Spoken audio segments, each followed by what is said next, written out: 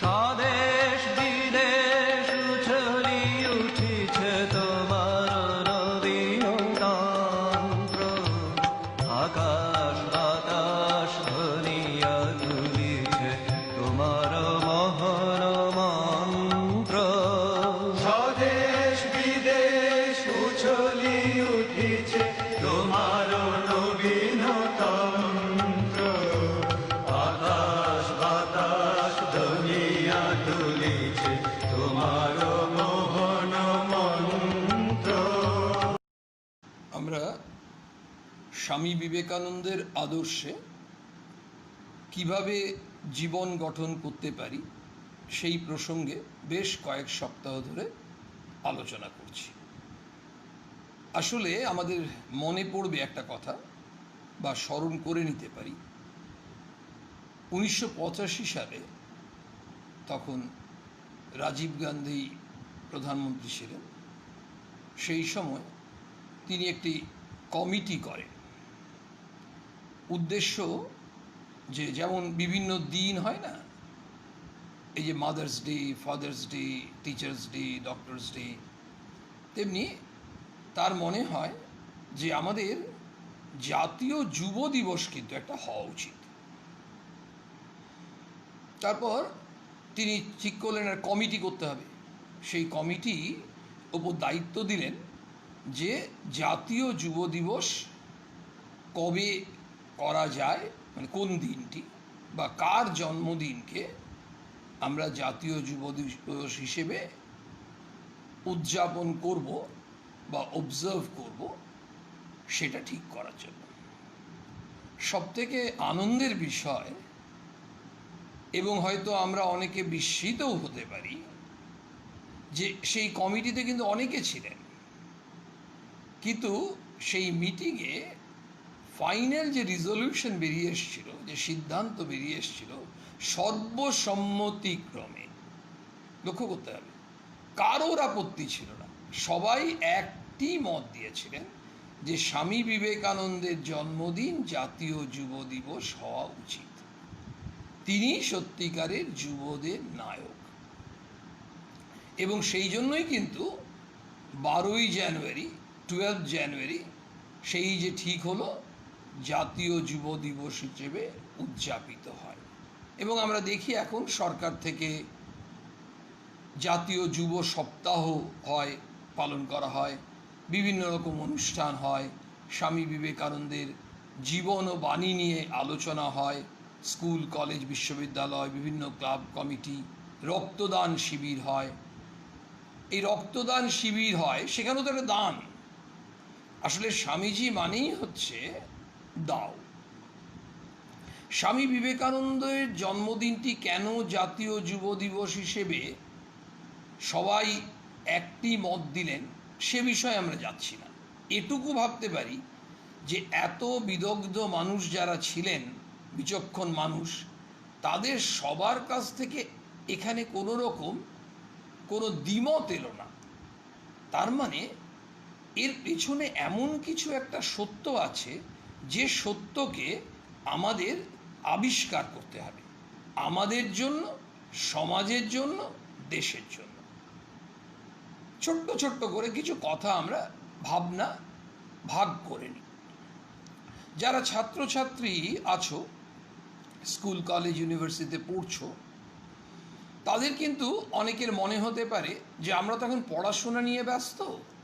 মা বাবারাও আমাদের বলেন আগে কেরিয়ারটা তৈরি কর, আগে নিজের পায়ে নিজে দাঁড়াতে হবে। তো বলে অন্য কিছু চিন্তাভাবনার সঙ্গে নিজেকে যুক্ত করিস না, পড়াশোনা কর, পড়াশোনাটাই আগে। খুব ভালো বলেন তারা, তোমরাও ভালো চিন্তা করো।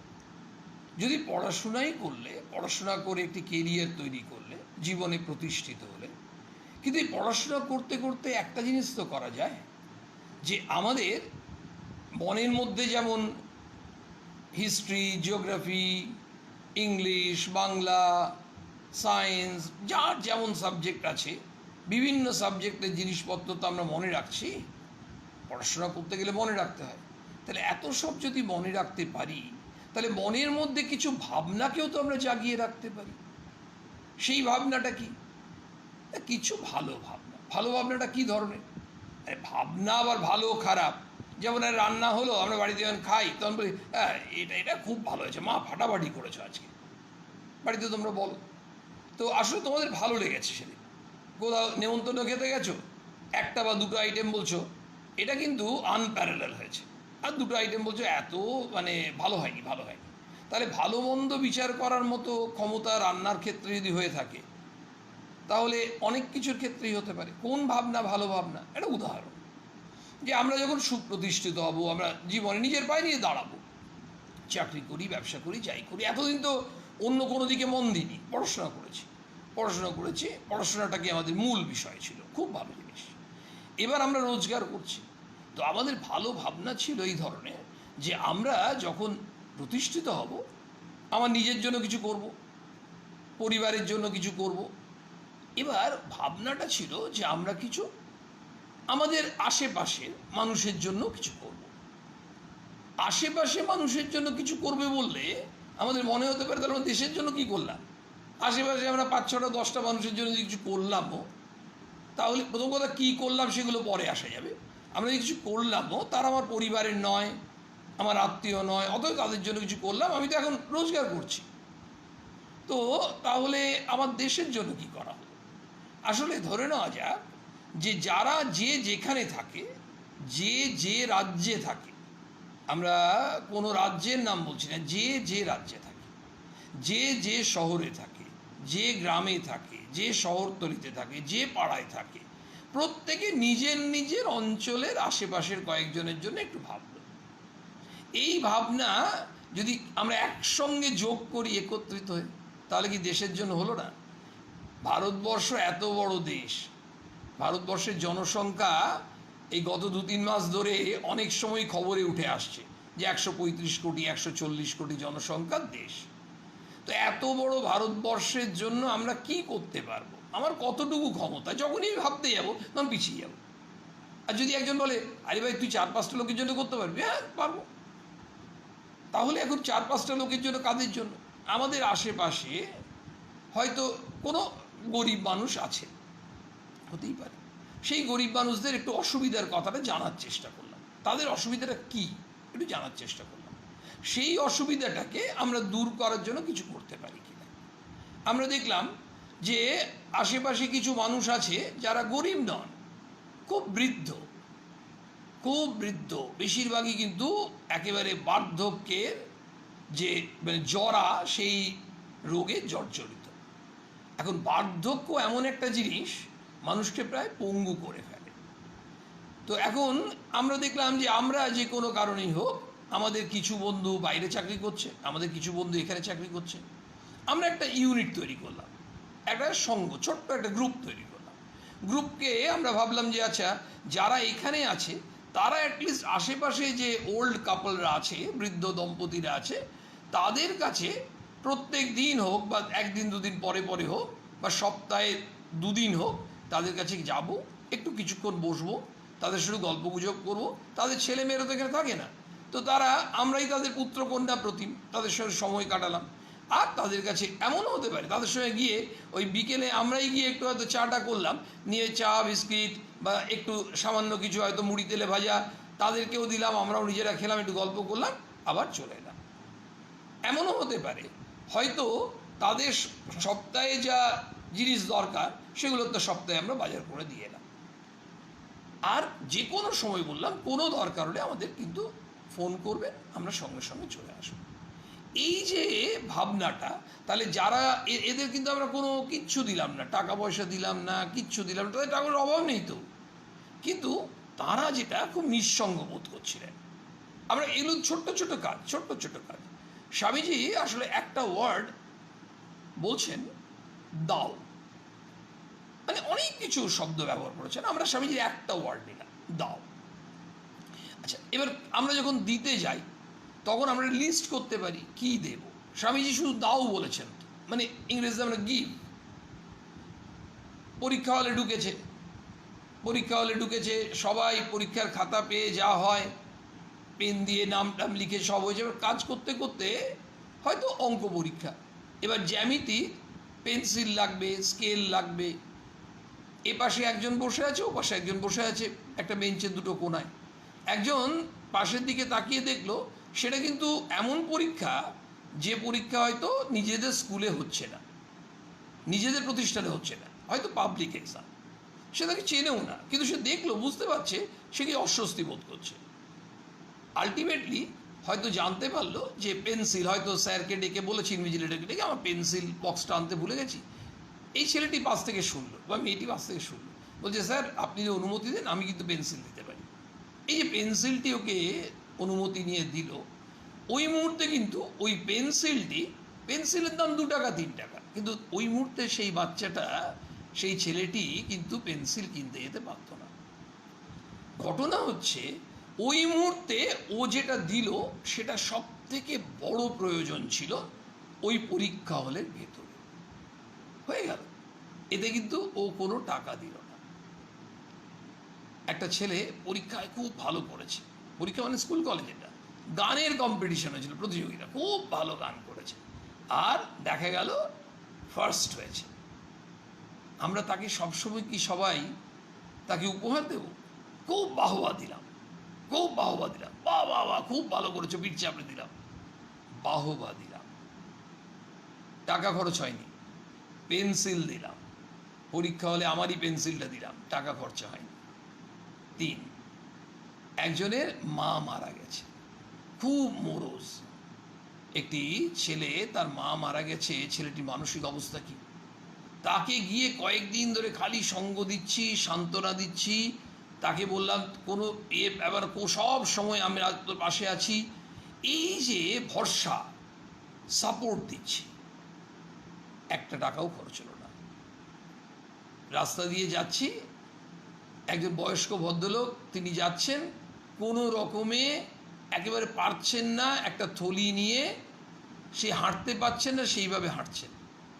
আমরা অনেক সময় দেখি, চিনি না, চিনলেও অনেক সময় তাকাই না, আর না চিনলে তো আরোই না, গল্প করতে করতে চলে যাই। আবার অনেক সময় দেখেও কিন্তু আমাদের কিছু নির্বিকার থাকে। আচ্ছা দাও, আমরা তো তাকে বলতে পারি আপনি কোথায় যাবেন, হয়তো যদি চিনি তাহলে তো আরও ভালো, বলে এই সামনে, বলে এই থলিটা দিন, ওই পর্যন্ত আমি আপনার সঙ্গে হেঁটে হেঁটে যাচ্ছি।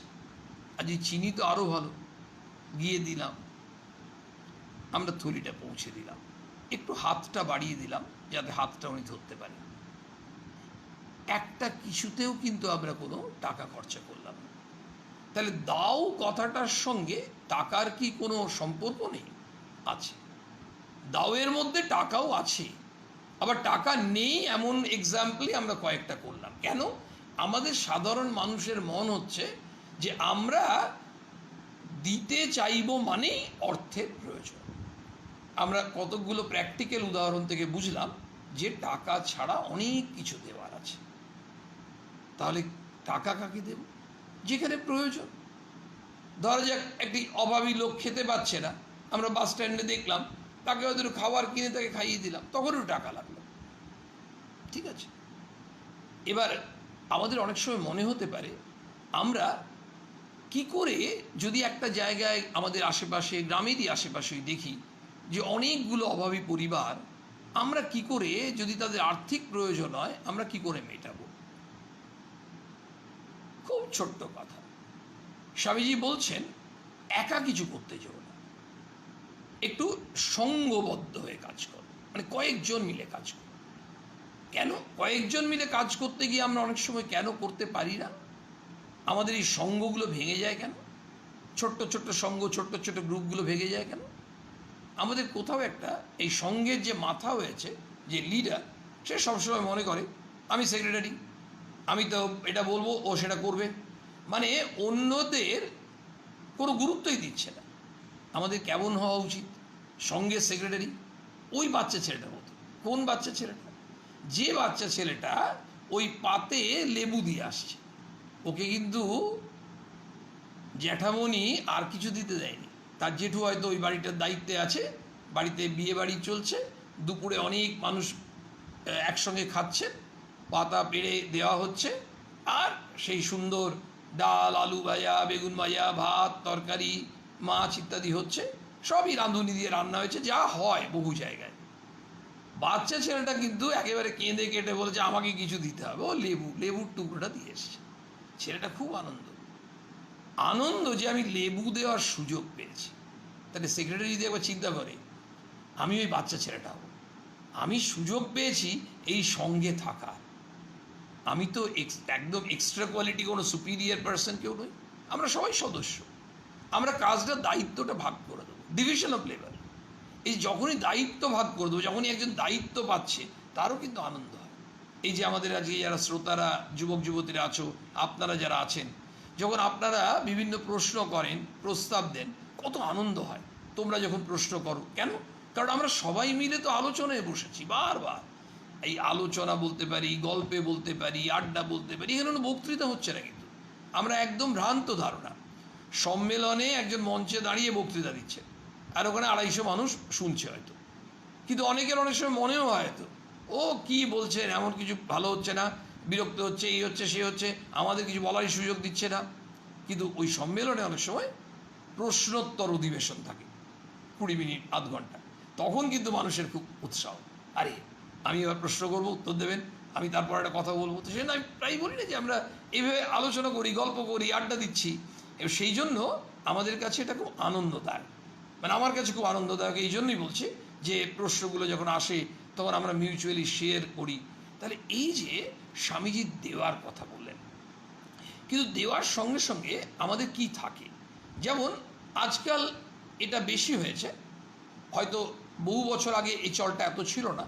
এখন কথায় কথায় আমরা লোককে থ্যাঙ্কস দিই, ভালো জিনিস কিছু হলে থ্যাংক ইউ। তো এই থ্যাংক ইউ বলার অভ্যেসটা ছোট্ট ছোট্ট বাচ্চা ছেলেমেয়েরাও জানে। কেউ কিছু দিলেই, যদি একটা টফিও দেয়, বাচ্চাটা কিন্তু থ্যাংক ইউ বলে, কি মিষ্টি লাগে।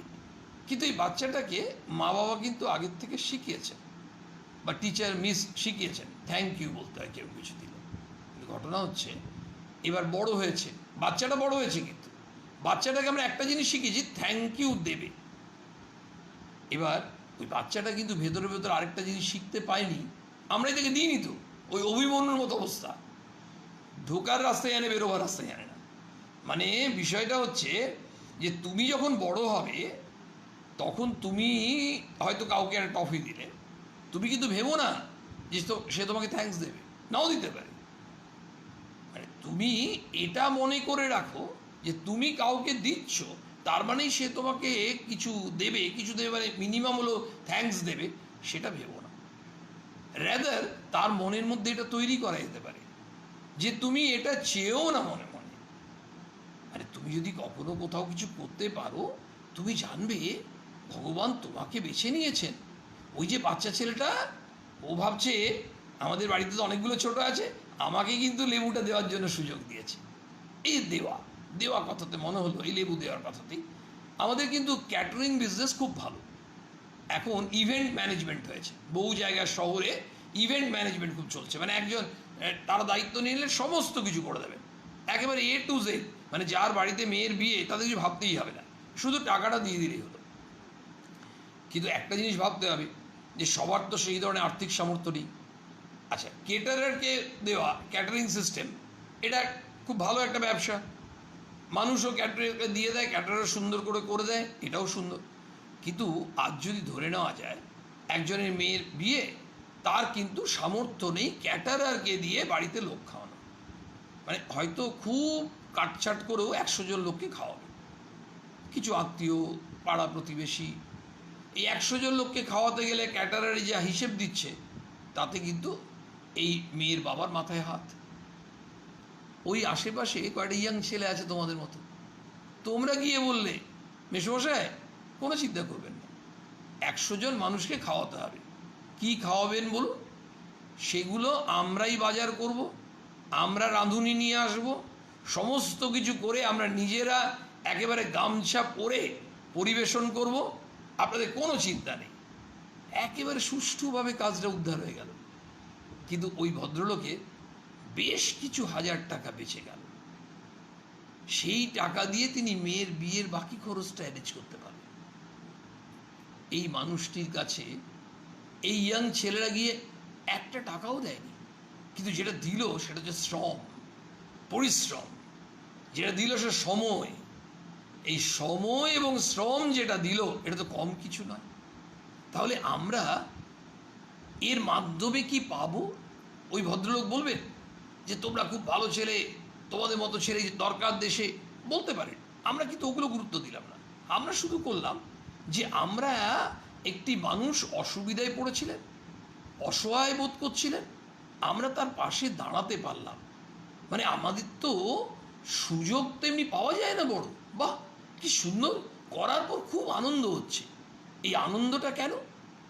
স্বামীজি বলছেন, যখন তুমি কারোর জন্য কিছু দিলে, আর যদি তুমি একটা কাজ করো, ওই তোমাকে কেউ কিছু বলবে, নাম যশ এসবের জন্য কিচ্ছু করছো না, তোমার কোনো রকম স্বার্থ নেই, তাহলে দেখবে তোমার ভেতরে একটা সাগর আছে। জানো তো, যেমন জলের ট্যাঙ্ক থাকে, তোমার ভেতরে একটা সাগর আছে। সেই সাগরটা দেখবে আরো বড় আরো বড়। সেই সাগরটা দেখতে পারবে, সেই সাগরটি হচ্ছে প্রেমের সাগর, ভালোবাসার সাগর।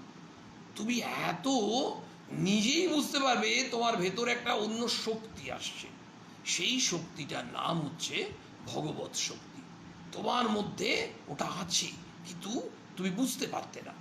কিন্তু আমাদের প্রশ্ন হচ্ছে, আমরা যখন এই এতগুলো কাজ যে করতে চেষ্টা করলাম, একজন এর মা মারা গেছেন, তাকে সান্ত্বনা দিলাম। ধরা যাক একজন খুব বাতের যন্ত্রণা, হাঁটু ব্যথা, খুব কষ্ট পাচ্ছে, তো আমার মাকে দেখিয়ে নিয়ে এসছি এই হয়তো 7 কিলোমিটার দূরে একটি গ্রামের মধ্যে একজন ডাক্তারবাবু, খুব পুরনো দিনের ডাক্তার, কিন্তু তিনি, তার ওষুধে আমার মা ভালো আছেন, একই কষ্ট। আর আমি এটা শুনলাম আমার বন্ধুর মায়ের, আমার কাকিমা। বললাম, হ্যাঁ রে, কাকিমাকে একবার ওখানে নিয়ে যা না, আমার মায়ের কিন্তু একই হয়েছিল। তাকে আমি কি করলাম, একটু সন্ধান দিলাম। সে জানতো না যে অমুক জায়গায় আছে, খুব ভেতর দিকে রিমোট জায়গায় ডাক্তারবাবু বসেন, আমি কোথাও খোঁজ পেয়েছিলাম। সে নিয়ে গেল, কাকিমা আস্তে আস্তে ট্রিটমেন্টে ভালো হলেন। তাকে ওই যে সন্ধানটা দিলাম, তাকে একটা সৎ পরামর্শ দিলাম। এই যতগুলো দিতে গেলাম সবগুলোতেই একটা জায়গায় টান পড়বে। কোথায় টান পড়বে?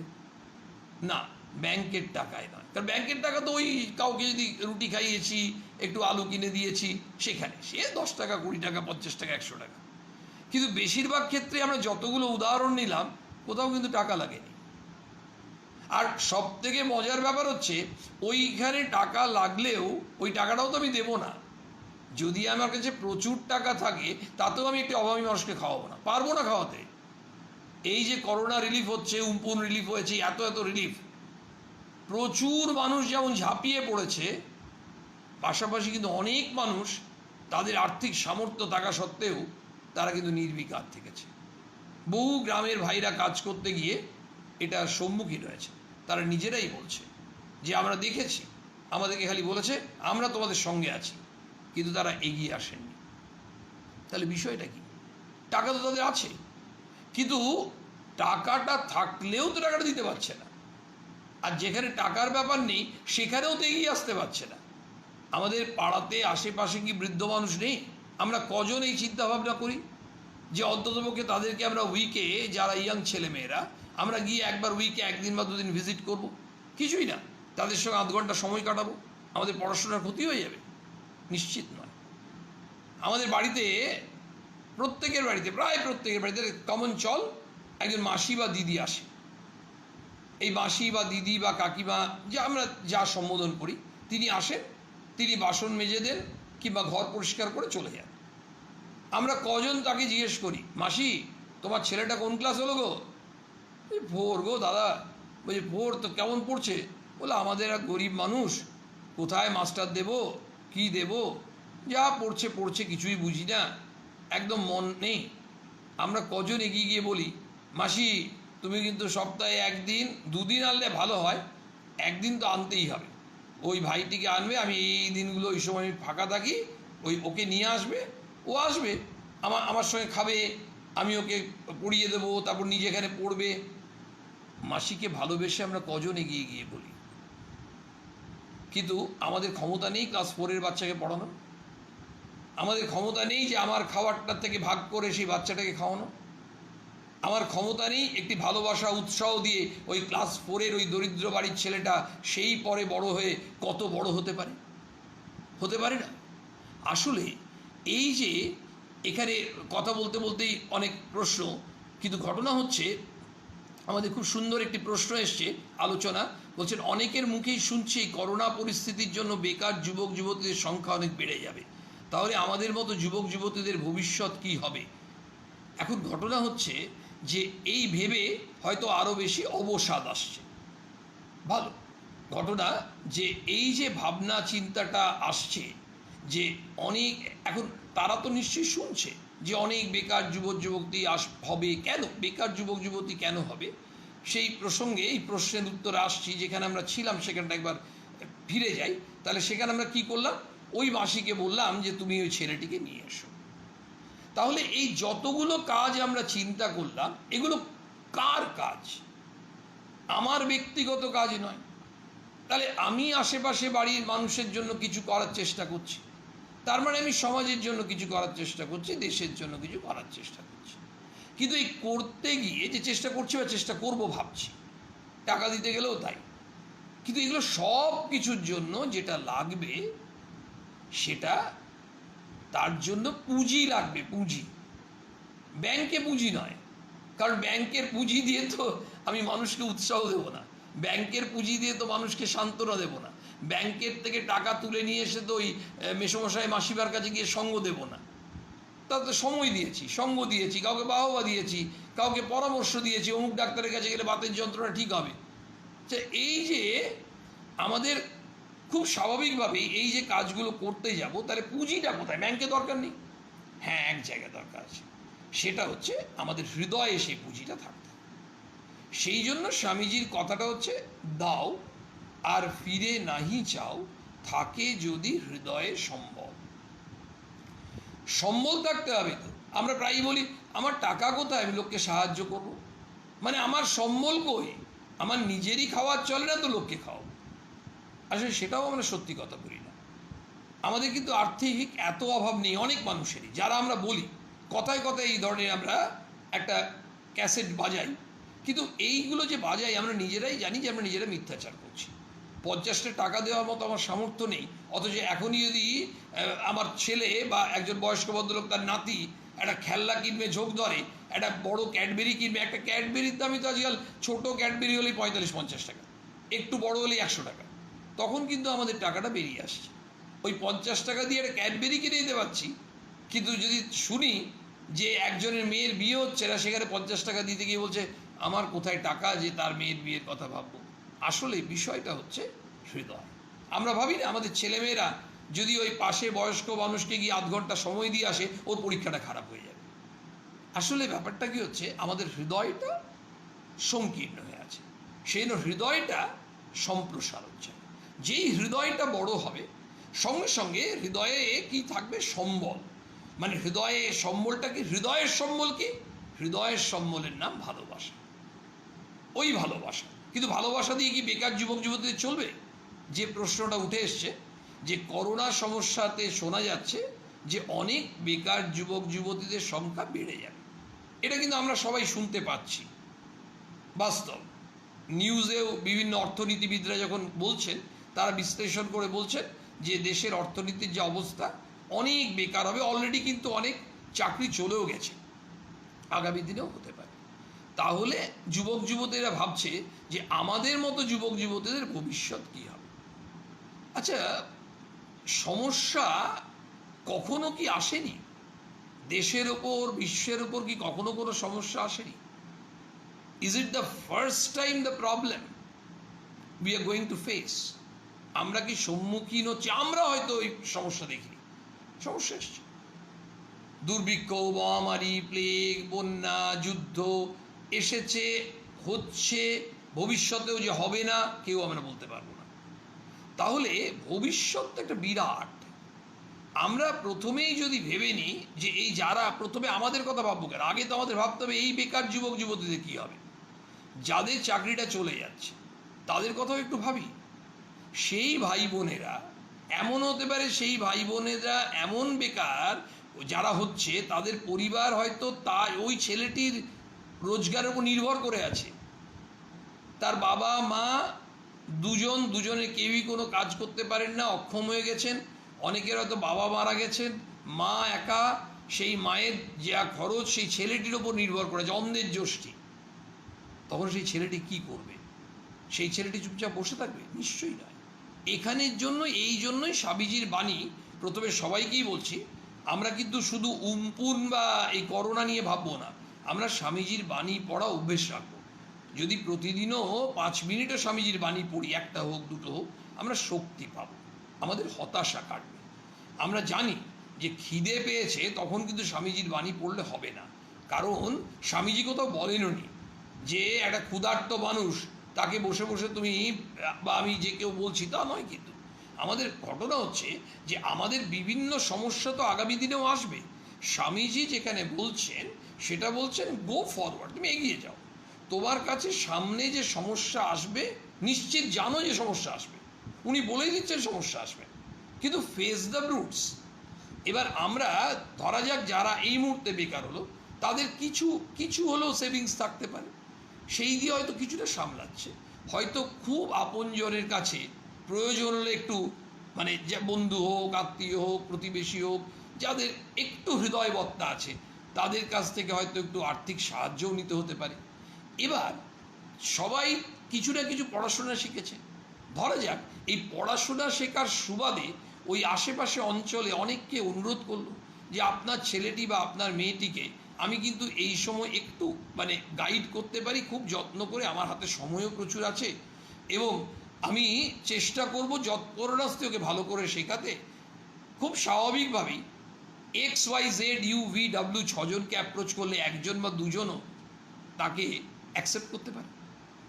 অন্ততপক্ষে something is better then nothing. নেই মামার চেয়ে কানা মামা ভালো। আমি তো কিছুটা পড়ালামও, আমার কাছে কিছু আর্থিক রোজগারও হলো, আয়ও হলো। সবাই কি পড়াতে পারবো না? কেউ পড়াতে পারবো, কেউ হয়তো আমি কোথাও চাষবাস হচ্ছে সেখানে তাদের সঙ্গে যোগাযোগ করলাম, আমি যদি চাষবাস জানি তাদের সঙ্গে গিয়ে খাটবো, খেটে রোজগার করব।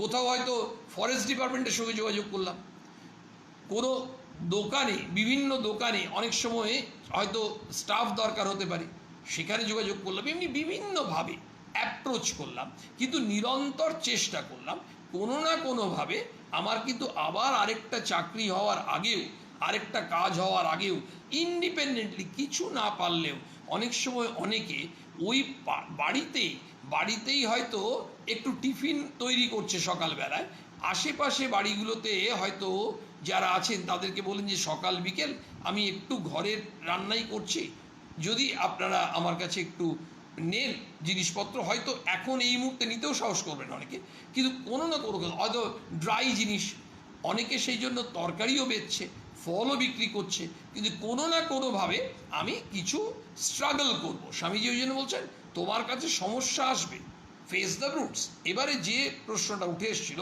যে এই বেকার ভাইদের কথা কিন্তু তারা বলেনি, এই বেকার ভাই বোনদের কথাটা নিজে নিয়ে আসা হলো। কেন নিয়ে আসা হলো? কারণ এদের কথাটা তো আগে সমস্যা। এবার যুবক যুবতী যারা ভাবছে আমাদের ভবিষ্যৎ কী হবে, একটা প্রবলেম নিশ্চয়ই সারা জীবন থাকবে না, এর যে একটা প্রভাব পড়বে সেটা এই বছর, আগামী বছর কিছুটা থাকবে, হয়তো 22-এও থাকতে পারে, আমরা জানি না, ধরে নিচ্ছি কিছুটা। কিন্তু এর যে খারাপ ইফেক্ট যেটা হচ্ছে ইকোনমির ওপর, সে তার ইফেক্ট তো আস্তে আস্তে আস্তে আস্তে স্টেবলের দিকে যাবে। যেমন এই করোনা যে প্রবলেমটা, সেটাও যেমন আস্তে আস্তে মুক্ত হবো এটা আমরা আশা রাখি, ঠিক একইভাবে অর্থনীতির ওপর যে প্রভাবটা পড়েছে সেটাও কিন্তু সেই প্রভাবটা থেকে আবার কিন্তু ঊর্ধ্বগামী হবে। তখন কিন্তু মানুষের কাজ, বিভিন্ন ইন্ডাস্ট্রিতে চাকরি, অফিসে চাকরি, বিভিন্ন রকম ব্যবস্থা থাকবে। কিন্তু ওই যখনই আমরা এই হতাশায় ভোগা শুরু করেছো যারা অলরেডি, তাদেরকে আমার অনুরোধ, স্বামীজির বই পড়ো। তোমরা বিভিন্ন রকম করছো, অথচ 5 মিনিট 7 মিনিট যদি স্বামীজির বই পড়া যায়, তাহলে কিন্তু প্র্যাকটিক্যালি কোথাও না কোথাও একটা জিনিস স্পার্ক করে যাবে, একদম স্পার্ক করবে, একদম যেন মনে হবে যে কোথাও বৈদ্যুতিক শক লাগলো। তখন বুঝতে পারবে আরে এই তো ওয়ার্ড, এটাই তো আমি খুঁজছিলাম। কি বলছে তিনি? বলছে সব সময় বলছে তোমার মধ্যে ক্ষমতা আছে, তুমি ভয় পাচ্ছ কেন? তুমি পারবে। আর এই এমন একজন বন্ধু যিনি কিন্তু সত্যিই বন্ধু, তিনি আমাদের কখনো বলছেন না তুই পারবে না, এবং সত্যিই তো এই যে এতগুলো উদাহরণ উঠে এলো সবগুলোই কি অবাস্তব? যদি অবাস্তব হতো নিশ্চয়ই এতক্ষণ কেউ না কেউ লিখতো, নিশ্চয়ই আপনারাও কেউ না কেউ লিখতেন, কিন্তু আপনারাও এটা অ্যাকসেপ্ট করছেন, তোমরাও অ্যাকসেপ্ট করছো। আমরা ভাবতে পারি না, আমাদের এক্সপ্লোর করতে হবে। বিবেকানন্দ বলছেন এক্সপ্লোর কর, তোমার ভেতর শক্তি আছে। আমরা কি গতানুগতিক চিন্তা। এবার সেই ছেলেটি বেকার যেই হলো, সে বলছে আমি বেকার হয়ে গেলাম, আমি ধরা যাক আমরা এই যে বিভিন্ন রকম জোম্যাটো, সুইগি, হয়তো জোম্যাটোতে ছিলাম, আমার চাকরি চলে গেছে, কিংবা সুইগিতে ছিলাম, চাকরি চলে গেছে, আমি ওলা, উবের এই ধরনের কোম্পানিতে ছিলাম। তার মানে প্রথম যে গোষ্ঠীর, তারা নিশ্চয়ই হোটেল থেকে খাবার নিয়ে এসে পৌঁছানো এই কাজটা জানতো। দ্বিতীয় গোষ্ঠীর, তারা গাড়ি চালাতে জানে। উদাহরণস্বরূপ দ্বিতীয় গোষ্ঠীর যারা গাড়ি চালাতে জানে, তারা বিভিন্ন জায়গায় একেবারে অ্যাড দিয়ে দিল, বিভিন্ন জায়গায় পরিচিত সার্কেলে বলে দিল যে আমি বেকার হয়ে গেছি, তো আমি গাড়ি চালাতে পারি, আমি ডিউ রেসপন্সিবিলিটি, আমার এত বছরের গাড়ি চালানোর অভ্যেস আছে, এক্সপিরিয়েন্স আছে, আমার লাইসেন্স আছে, যদি আপনারা অনুগ্রহ করে। দেখা যাবে অনেকেই হয়তো কোনো বিশেষ কাজে ফ্যামিলি গাড়ি নিয়ে যাচ্ছে, তার ড্রাইভার নেই, তাকে কল করলেন। আমরা একটা দুটো তিনটে সুযোগ এক্সপ্লোর করা। আমি তো বাড়িতে বসে থাকি তাহলে তো হবে না, মানে আমাকে চেষ্টা করতে হবে। স্বামী সবসময় বলছে ফেস দ্য রুটস। তোমার সমস্যা এসছে, তুমি ওই সমস্যাকে মোকাবিলা করো। সব সময় কোথাও না কোথাও গিয়ে আমাকে কিছু চাইতে হবে তা নয়, আমিই পারবো। এবার কখনো হয়তো আমাকে আর্থিক সাহায্য একটু চাইতে হতে পারে, একটু লোন চাইতে হতে পারে, ঠিক আছে। দেখা যাবে অনেক সহৃদয় মানুষ, এবং সবসময় আমি যখনই চেষ্টা করব দেখা যাবে কোথার থেকে সাহায্য চলে আসছে। কিন্তু এমন নয় আমি যখনই বাড়িতে বসে থাকবো এবং আমি কোনো চেষ্টাই করব না, তখন আমি খালি বলবো সরকারকে দোষ দেব, যে সরকারের জন্য, এই সরকারের জন্যই আমরা বেকার হয়েছি। মানে এমন নয় যে বেকারত্ব অন্য কোনো সরকারের সময় আমলে ছিল না। আসলে দোষ দিয়ে কি হবে?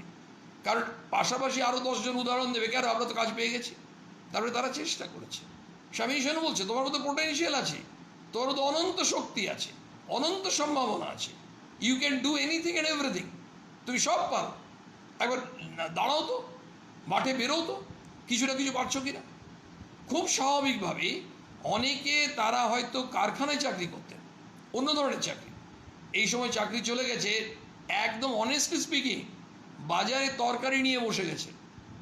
ওই যে এক ভদ্রলোকে শুনলাম, পোস্ট এসেছিল, একটি ছেলে নাকি 9 না 10-এ পড়ে, হয়তো তোমরাও জানো, মানে বাস্তব ঘটনা হয়েও থাকতে পারে, আপনারাও জানেন হয়তো কি না, ছেলেটি এই সময় যা হয়েছে, তার বাবার কাজ চলে গেছে, এবার খুব গরিব বাড়ির ছেলে, 9-10-এ পড়ে, কাজ ও তখন ছেলেটি বোধহয় সম্ভবত মাছ, হ্যাঁ, বাজার থেকে মাছ কিনেছে, বাবা মায়ের কাছে একটু টাকা নিয়েছে, মাছ কিনেছে, মাছ কিনে একটা বটি নিয়েছে, নিয়ে সাইকেলটা আছে, সাইকেল নিয়ে স্কুল যায়, সেই সাইকেলে করে মাছ নিয়ে, বটি নিয়ে মাছ চাই করে বিক্রি করছে। একটি বাড়িতে একজন মা ডেকেছেন, নিয়ে মাছটা ওজন করার পর এবার কাটতে গিয়ে ওই মা বুঝতে পেরেছেন এই ছেলে কিন্তু মাছ বিক্রি করে না, কারণ মাছ কাটার কায়দা দেখেই বুঝতে পেরেছে। নিয়ে এবার ওই মা জিজ্ঞেস করেছেন, একটু বয়স্কা, তো তিনি ঠাকুমা স্থানীয়, তিনি ছেলেটিকে জিজ্ঞেস করেছেন, খোকা সত্যি করে বলো তো, তুমি কি মাছ বিক্রি করো? বলছে না। তাহলে কেন করছো? তখন সব ঘটনাটা বলেছে, এই অবস্থার প্রেক্ষিতে করছি।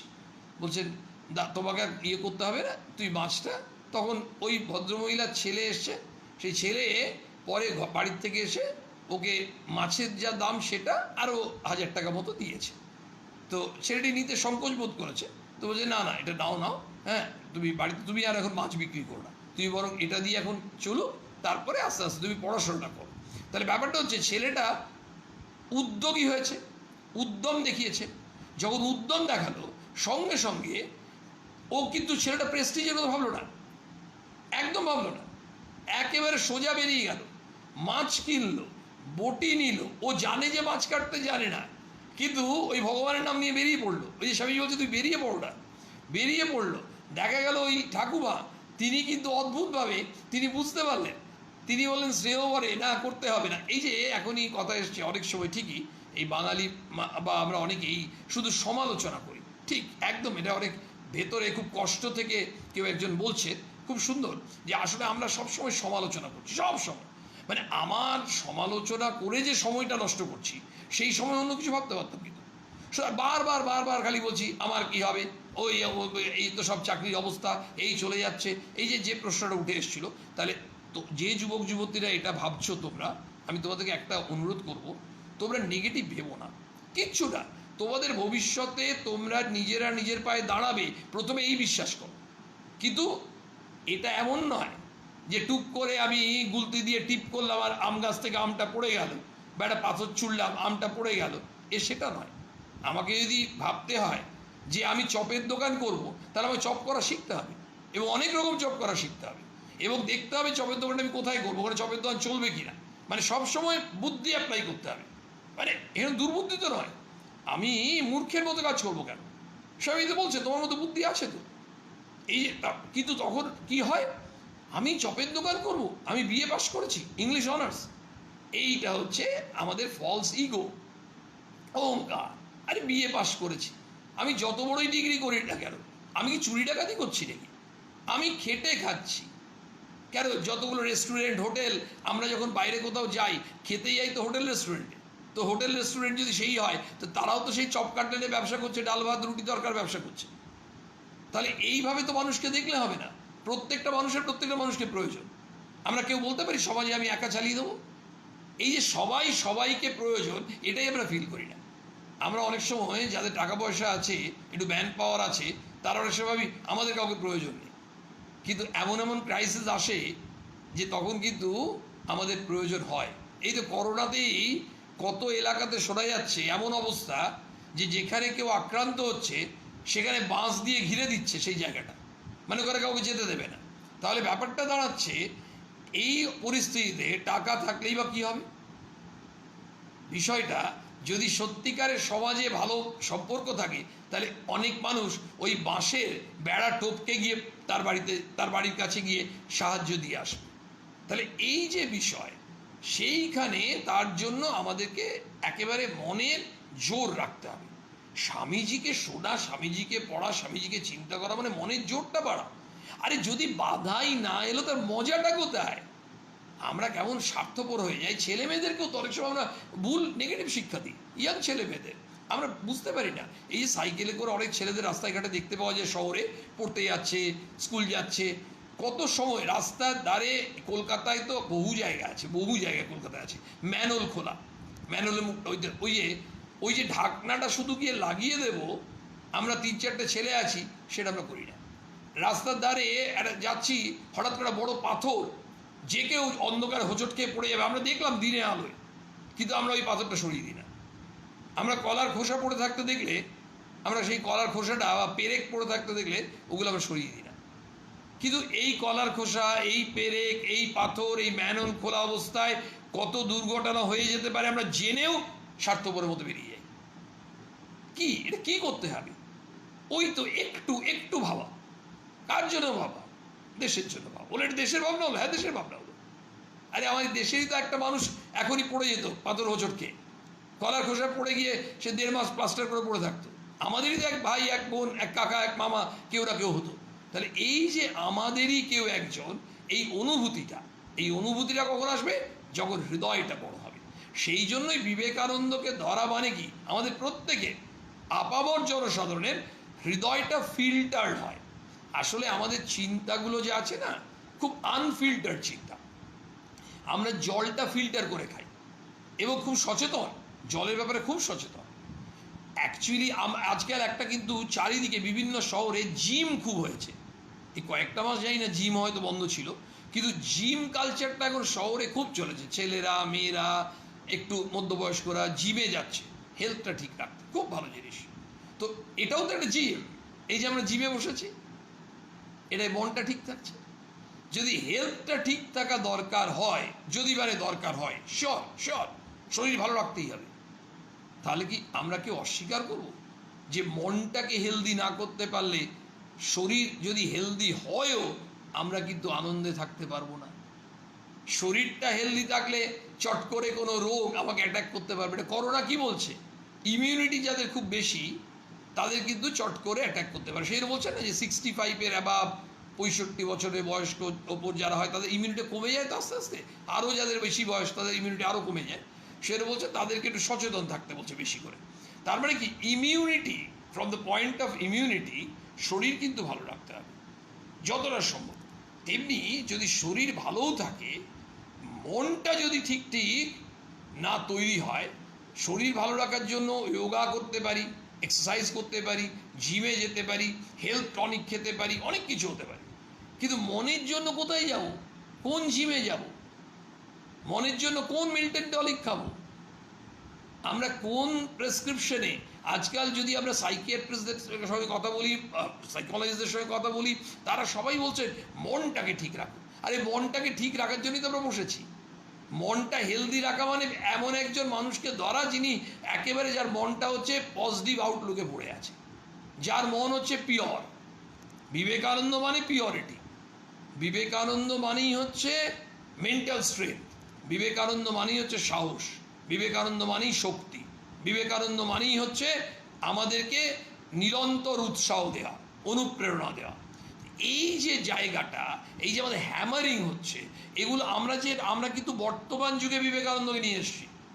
আমরা কিন্তু প্রাচীন কোনো মুনি ঋষিদের নিয়ে আলোচনা করছি না। এবং এটা ঘটনা, সেই জন্যই আমরা যেমন কেউ কমেন্ট লিখছে বাস্তব কথা, কেউ লিখছেন খুব ভালো লাগছে, একদম সত্যিকারের এই যুগোপযোগী, বিভিন্ন জন বিভিন্নভাবে বিভিন্ন ক্লাসে লেখেন। কেন লেখেন?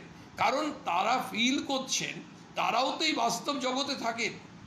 আমাদের কিন্তু কোনো কিছু করতে হবে না, আমরা দিব্যি আমাদের যেমন রুটিন লাইফ লিড করতে পারি, শুধুমাত্র একটু দৃষ্টিভঙ্গির পরিবর্তন, আর কিচ্ছু না।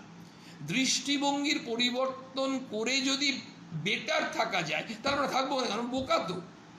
আরে কিচ্ছু না, আমরা আমাদের কেউ বলতেই পারে আমরা কি বিরাট কিছু রাজ্য উদ্ধার করে দিলাম, দেশ উদ্ধার করে দিলাম, আমরা ভারত চীন যুদ্ধে গিয়ে ঝাঁপিয়ে দিলাম, তা নয়। কিন্তু আমরা যেটা করছি, সামান্য রাস্তায় যাচ্ছি, দেখলাম ওই যে পাথরটা পড়ে আছে বিশাল, এবং অন্ধকারে কেউ হোঁচটকে পড়তেই পারে, এটা আমি দেখলাম। আমার যদি গিয়ে ব্রেনে ওই সিগন্যালটা না দেয়, আরে, আর আমার হার্ট যদি না সঙ্গে সঙ্গে এগিয়ে আসে, তাহলে আমার ওইভাবে লাইফটাকে যদি আমি পরিচালনা করি, আমি তো আনন্দে থাকবো না। সেই জন্যই ভাবতে হবে। সেই জন্য কি ছিল, দাও আর ফিরে নাই চাও, থাকে যদি হৃদয় সম্বল। তাহলে পরিষ্কার কথা যে আমরা যখন কিছু দিতে পারবো না, দিতে চাইবো, একজন যদি গ্রিন সিগন্যাল না দেয় আমরা দিতে পারবো না। যদি কেউ অস্বীকার করেন বা করো, লিখে দাও, একজনের গ্রিন সিগন্যাল চাই। কার গ্রিন সিগন্যাল চাই? হার্টে যদি সিগন্যাল দেয়, হ্যাঁ করো করতেই হবে, তবে তো আমার পকেট থেকে 10 টাকা বেরোবে। যে ওই লোকটা খেতে পাচ্ছে না, 10 টাকা নাও, তুমি একটা ছোট পাউরুটি কিনে খাও, বা কিছু একটা কিনে খাও, 2টো রুটি কিনে খাও। তাহলে আমার প্রথম কথা, হাতটা তো মানি ব্যাগ পর্যন্ত যাবেই না। যদি আমার হৃদয় আমাকে বলে এই না, তাহলে হৃদয় সিগন্যাল দিতে পারে রেড, হৃদয় দিতে পারে গ্রিন। যেমন রাস্তার মোড়ে রেড সিগন্যাল দেখলে যেদিক দিয়ে রেড সিগন্যাল সেখানে গাড়িটা যাবে না, গ্রিন সিগন্যাল হলে আবার যাবে। তেমনি আমরাও তখনই তো এগোবো, আমরা তখনই তো ভাববো যে আমাদের পাড়ার যারা বয়স্করা আছেন তাদেরকে আমরা একটু কোম্পানি দেবো। আমরাই তো ভাববো আমাদের বাড়িতে যে মাসি আসছে, সেই মাসির ছেলেটি বা মেয়েটি যে আছে ক্লাস 4 বা 5 পড়ে, তাকে আমি একটু সময় দেব।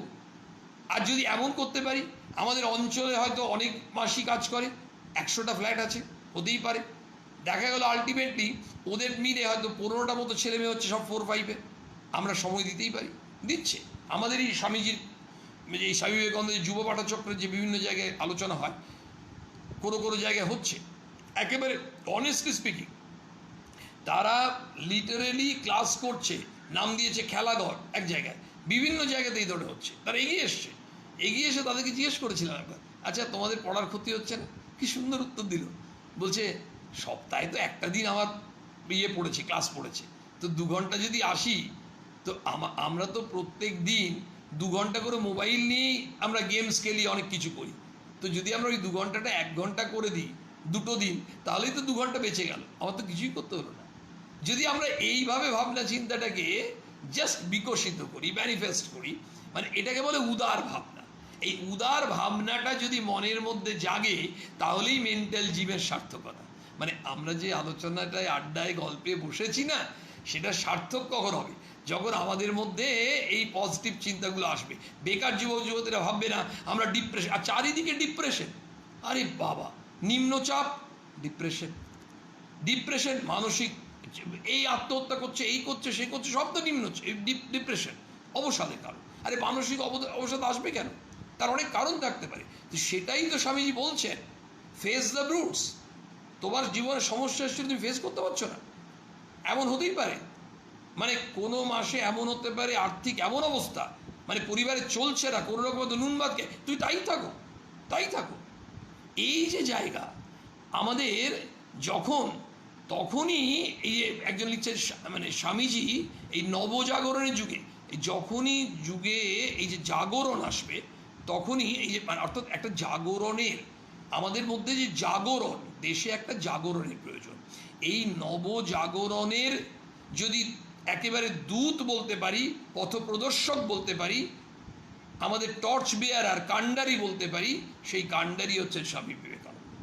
এবং আমাদের মধ্যে সেই জাগরণ হলেই দেশের জাগরণ হবে, না হলে ওগুলো কথার কথা। ভারত আবার জগৎ সবাই শ্রেষ্ঠ আসল লবে, কি করে লবে যদি আমরা ভারতবর্ষের জন্য কিছু না করতে পারি?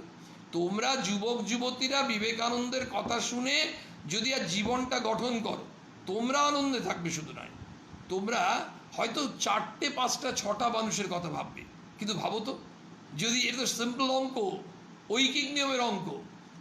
একটি মানুষ যদি, একটি ইয়াং ছেলে যদি ভাবে 6 জনের কথা, আরেকজন ভাবলো 6 জনের কথা, আমি যদি পার ইউনিটই 6 ভাবলাম, তাহলে ইয়াং ছেলে মেয়ের সংখ্যা গুণ করে নাও ইন্টু 6, তাহলে আমাদের দেশের একটা বিরাট পপুলেশনের অনেক সমস্যা দূর হয়ে যাবে। হতেই পারে একটা বেকার ছেলে, তোমরা 3-4 জন ব্যাঙ্গালোরে আছো, তোমাদেরই কোনো বন্ধুর ভাই বোন হতেই পারে, তারা কেউ হয়তো ভাই আছে, তোমরা 4 জন আছো ছেলে, তোমার ওই কোনো বন্ধুর ভাই, 2 জন ভাই, তারা চাকরি পায়নি, ব্যাঙ্গালোরে গেল। তারা ব্যাঙ্গালোরে যাবে কোত্থেকে, থাকবে কোথায়? ব্যাঙ্গালোরে গিয়ে থাকার মানে মাথা গুঁজবে কোথায়, টাকা কোথায়? চাকরি নেই। তোমরা বলে আরে থাক না, 1 মাস 2 মাস 3 মাস আমাদের সঙ্গে থাক, আমরা তো বাড়িটা ভাড়া দিই, তোদের চিন্তা কী আছে? সঙ্গে সঙ্গে বিরাট সাপোর্ট, বলে এবার তোরা কাজ খোঁজ, চেষ্টা কর, আমি তোকে চাকরি দিয়ে দেবো না, কিন্তু ওই যে চেষ্টা করছে। দরকার হলে তাদের খাওয়াটাও বলে, তোদের খাওয়ার যে টাকা লাগবে সেটা তো দিতে হবে না, তোরা আগে চাকরি হতো তারপর দেখাই। আমরা বিভিন্নভাবে ভাবতে পারি, এবং হচ্ছে, এগুলো হয়। ব্যক্তিগতভাবে দেখেছি, আমি একটি ছেলেকে ব্যাঙ্গালোরে রেফার করলাম, মানে অন্য ভাইদেরকে বললাম, আমাদের রামকৃষ্ণ মিশনের প্রাক্তন ছাত্র, স্বামীজির ভাব তাদের মধ্যে রয়েছে, তাদেরকে বললাম, অনুরোধ করলাম, ওরা বলছে দাদা কোনো ব্যাপারই না, তুমি তাড়াতাড়ি পাঠিয়ে দাও। ছেলেটা এখন ইনফোসিসে চাকরি করছে, রাইট নাও পুনেতে আছে, কিন্তু ও ঠিক মনটা ওইভাবে তৈরি হয়েছে। সেদিন আমাদের এই করোনা রিলিফের জন্য গ্রামে যে কাজ হচ্ছে, অনেকে টাকা পয়সা যেমন পাঠাচ্ছে, ওই ছেলেটিও পাঠিয়ে কিন্তু বলছে বিনম্রভাবে, বলছে আমি আবার চেষ্টা করছি, আমার কলিগদের বলেছি। মানে ব্যাপারটা কিছুই না, ওই যে ভাবনা, আসলে ও কিন্তু আবার কিন্তু ওদের জন্যই করতে যাবে তা নয়, কিন্তু আমাদের চেন চলতে থাকবে, এগোতে থাকবে। আমরা সবসময় যে রিটার্ন তা নয়, এটা গিভ অ্যান্ড টেক নয়। কিন্তু যখন কারোর জন্য কিছু করার সুযোগ কোনোভাবে আসবে, ফিজিক্যাল আর মানিটারি দিক দিয়ে কিন্তু কম লাগে, বেশিরভাগ ক্ষেত্রে হচ্ছে মরালি, মেন্টাল সাপোর্টটা বিরাট দরকার হয়। আজকাল তো কত লোক যে যারা ডিপ্রেশনে যাচ্ছে, তাদের টাকার অভাব নেই, বেশিরভাগ ক্ষেত্রে তাদের মেন্টালি তারা উইক হয়ে গেছে। যদি একবার মেন্টালি তাদেরকে স্ট্রং করার ব্যাপারে আমরা একটু এগিয়ে আসতে পারি, ডিপ্রেশন কাটিয়ে দেওয়া যায়, কি বিরাট ব্যাপার হবে, ফাটাফাটি ব্যাপার হয়ে যাবে। তার মানে এইটা আমরা, কিন্তু কখন হবে, কখন হবে? আমরা অনেকেই বলি আমরা দেশের বিরাট কল্যাণ করে দেবো, দশের বিরাট কল্যাণ করবো। আরে আগে আমরা নিজেরা তৈরি হই, দেশের কল্যাণ করব আমরা নিজেরাই তৈরি হইনি তো। সেই নিজেরা তৈরি হওয়ার জন্যই তো এই সোমবারে আমরা বসি। উদ্যোগ তো নিশ্চয়ই খারাপ নয়, উদ্যোগ তো ভালো উদ্যোগ, খারাপ কেন বলবো, অতি ভালো উদ্যোগ। এবং যারা বড়রা আছেন তারাও প্রতি মুহূর্তে দেখুন, আপনাদেরও বাড়িতে কোথাও না কোথাও একটা মেন্টাল অ্যাংজাইটি থাকতেই পারে, কেটে যাবে। বিবেকানন্দ একমাত্র ওষুধ। তাকে যদি 5 মিনিট 10 মিনিট তার কথা পড়ে একটু মনের মধ্যে চিন্তা করা, আরে তাই তো, আমরা তো এইভাবে ব্যাপারটাকে ভাবি না, কিচ্ছু না। ওই যে, আর যদি ভাবি তিনি তো কত সময় একা অসহায় অবস্থায় কত কি করলেন, তাকে কে কোথায় চিনত? এমন অবস্থা 11 সেপ্টেম্বর 1893 যেদিন উনি শিকাগোতে বিশ্ববিখ্যাত হবে, তার আগের দিন 10 সেপ্টেম্বর তিনি রাস্তার ধারে পড়ে গেলেন। বলছেন আর আমি করে চেষ্টা করবো না, অনেক চেষ্টা করেছি, আর পারছি না, মানে পারবো না, মানে আর পারছি না, একবার ক্ষুধার্ত এই অবস্থায় উল্টো দিক থেকে দরজা খুলে বেরিয়ে এলেন। বেরিয়ে এসে তাকে বলছেন, আপনি বিশ্বধর্ম মহাসভায় যোগদান করতে এসছেন, আপনি আসুন ভেতরে। তারপরে টোটাল ব্যবস্থা। তাহলে ওই যে তিনি বললেন যে আমি আর কিচ্ছু করব না, এবার যা করবার তিনিই করবেন, মানে নিজের ওপর বিশ্বাস আর ওই ভগবানের বিশ্বাস। কিন্তু ভগবানে বিশ্বাস এবং নিজের উপর বিশ্বাস, এই দুটো যখন ব্লেন্ডিং হয়ে যাবে, চালে ডালে মিলে ওই খিচুড়ি একেবারে, সেইটা টেস্ট আলাদা।